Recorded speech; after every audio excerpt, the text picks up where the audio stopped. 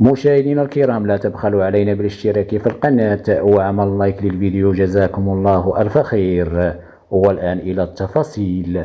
فضيحة تحكيمية في مباراة الجزائر والكوت ديفوار، حيث عرفت المباراة القوية التي جمعت بين المنتخبين منتخب الكوت ديفوار والجزائر، حرمان منتخب الكوت ديفوار من ضربة جزاء واضحة في مباراة الربع النهائية بملعب نيلسون مانديلا بالجزائر.